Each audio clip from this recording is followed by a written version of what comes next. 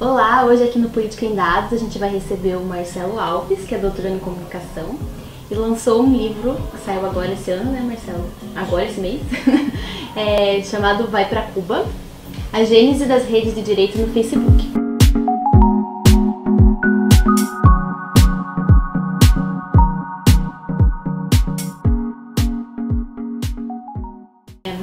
Você podia contar pra gente, Marcelo, como que foi assim, a ideia para você estudar essa questão da gênese da direita no Face, qual era aquele contexto político na época? Bom, essa pesquisa ela foi elaborada em 2014, 2015 e ela foca especificamente no momento pré-eleitoral e na eleição de 2014. Então, 4 anos atrás, você quase não encontrava nenhum trabalho sobre comunicação política que focasse em atores de direita.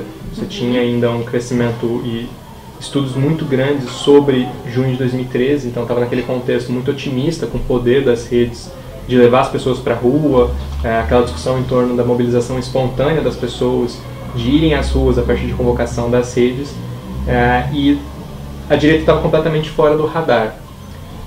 A gente encontrou o objeto de forma observacional. A gente estava acompanhando no Facebook, procurando o que seria o tema da eleição de 2014, e você tem muitos estudos sobre a cobertura da imprensa e sobre as páginas dos candidatos.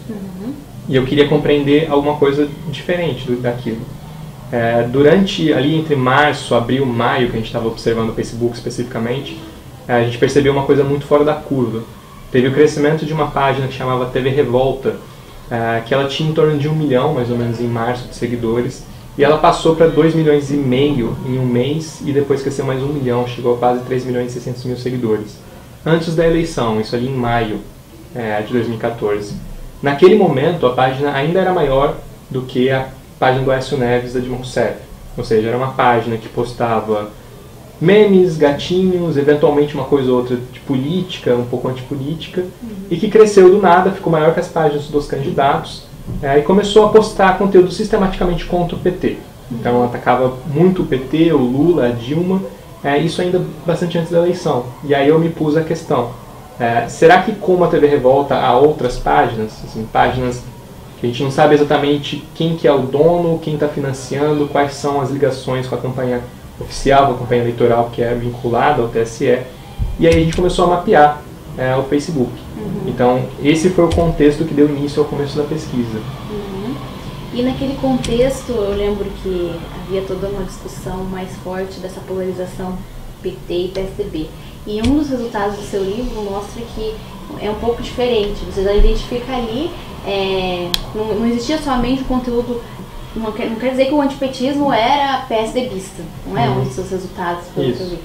Como é que você vê essas variações, essas variedades de estilos de atuação dessas páginas e agentes que estavam ali? Durante o pleito de 2014, você não tinha ainda uma formação muito clara de um sujeito político de direita como a gente teve nos próximos anos. Então, ali, a polarização, o jogo político, ele foi dividido de um lado PT e do lado PSDB, como nos anos anteriores, e você tinha pesquisas que mostravam intenções muito próximas no empate técnico.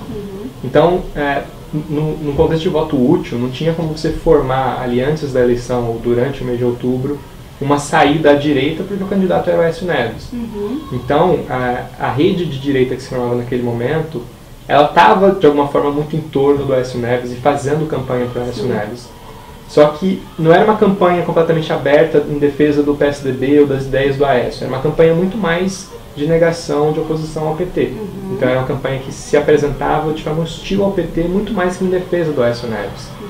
Então o momento interessante foi quando terminou a eleição, que a Dilma foi eleita, muito pouco tempo depois, assim, talvez uma semana depois, a rede abandona o Aécio completamente.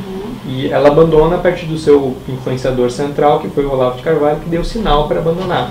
Então ele faz um post, não sei se 10 dias no máximo depois da derrota, falando que o Aécio não tinha sido firme o suficiente, antipetista o suficiente para vencer a Dilma, e que ele não seria o caminho que eles iriam apostar nos próximos anos.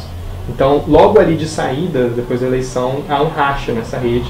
Eles começam a atacar o Aécio Neves, e convocar uma certa mobilização por impeachment ou por cancelamento das eleições. Então isso vai junto com o pedido do PSDB de recontagem dos votos. Eles não entram muito nessa onda e eles já começam a fazer as mobilizações de impeachment. Naquele momento começa a se acentuar uma tendência ainda mais à direita do PSDB, tanto que o Chico Graziano, naquele momento, ainda muito próximo ao FHC, ataca esses movimentos de rua, fala que é insanidade pedir impeachment naquele momento, e ele é chamado de comunista exatamente naquele momento, e existe toda uma hostilidade contra o PSDB que sobe o tom naquele momento. Então ali é um racha e você tem um sujeito político mais à direita do que o PSDB. Uma coisa muito interessante que eu considero no seu livro é a questão já aparece ali as páginas no entorno da família Bolsonaro, né? Algo que muito na ciência política ainda não se via, não se discutia. Parece que o Bolsonaro surge do nada, mas já tem uma gênese, já tem uma origem ali, né? Como é que você vê, assim, hoje, né, se a gente for pensar, se essa rede é a mesma que ainda apoia, ela mudou de lá para cá, com essa mudança, com a aparição maior também de outras redes sociais, o Facebook ficando um pouco para trás, ou não está ficando para trás. Como é que você vê aquela rede lá e agora, essa questão com o Bolsonaro no poder? Apesar de observar o Facebook, aquela rede, era uma estratégia de formação de núcleos de campanha que não atuava somente no Facebook. Então, grande parte das páginas que eu estudo pelo Facebook tinham canais também no YouTube ou no Twitter. Assim, eu uso o Facebook como objeto de observação, mas a atuação ela transborda o Facebook, então ela é articulada. Na prática, a questão é tentar compreender como que se formam as redes em torno de alguns atores específicos. E aí o que eu consegui identificar ainda em 2014 era como o Jair Bolsonaro era central.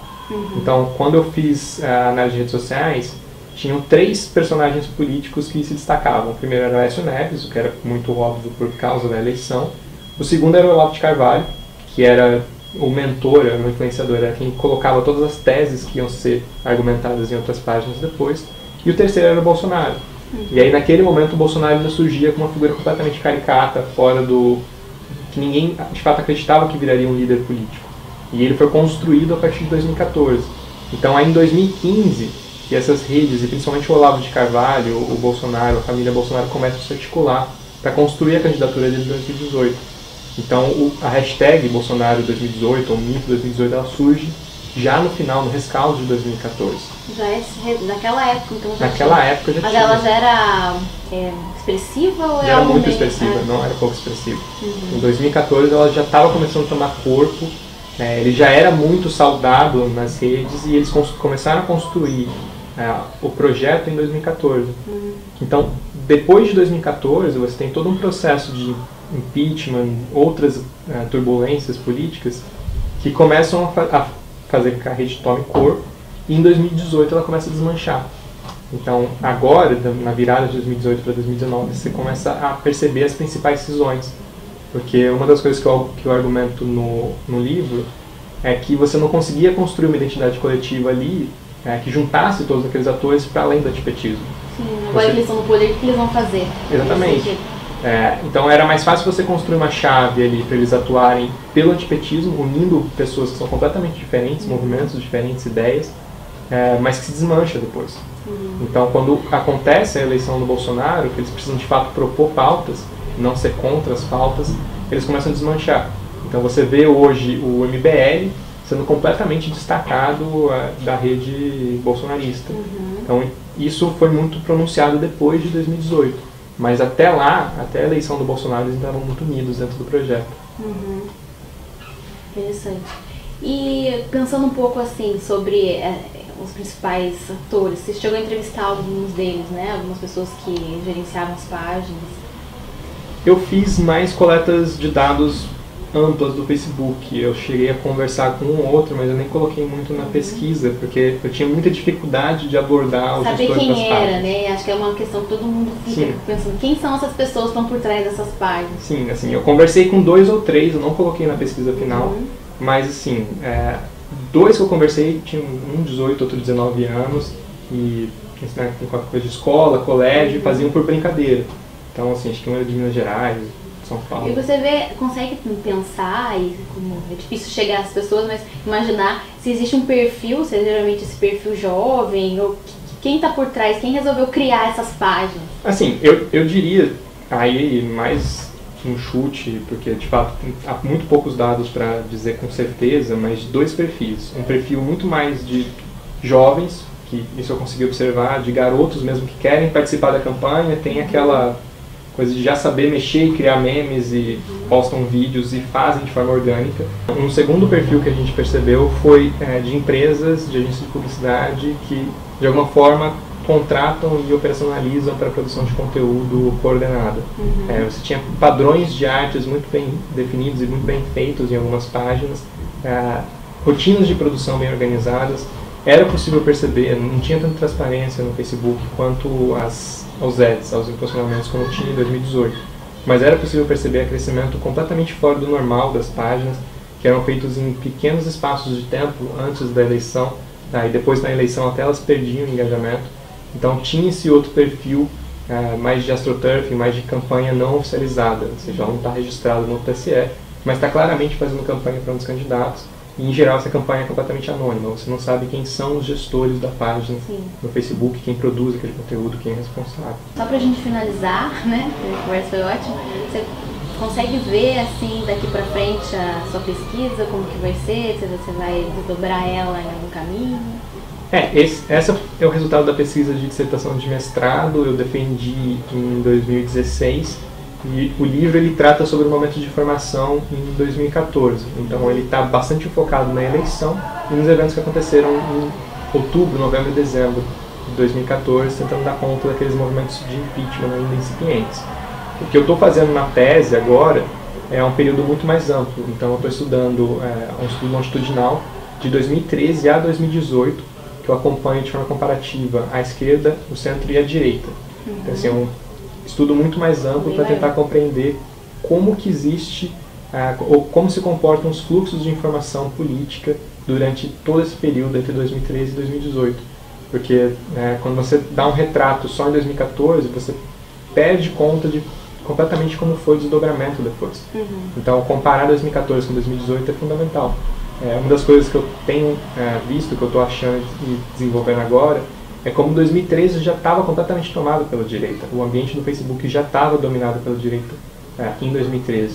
Porque foi algo que fugiu completamente à pesquisa. Então, em 2013 a gente estava muito preocupado com a cobertura que o Media Ninja estava fazendo, aquelas potencialidades que a esquerda estava desenvolvendo, mas perdeu completamente do radar o que a direita já tinha construído. Em 2013 essa rede já estava começando a tomar forma. Em 2014 ela de fato ganha corpo e depois com o impeachment da Dilma ela só cresce. Então, assim, é interessante ver essas dinâmicas de forma longitudinal, assim, como elas se arrastam no tempo. Então isso foi pra tese, né? Com certeza. Então tá bom, obrigada, viu, Marcelo? Obrigado. Então, para quem quiser conhecer mais o livro Vai Pra Cuba, clica aqui embaixo que a gente vai deixar o link de acesso à compra do livro, tá bem? Até a próxima. Tchau, tchau.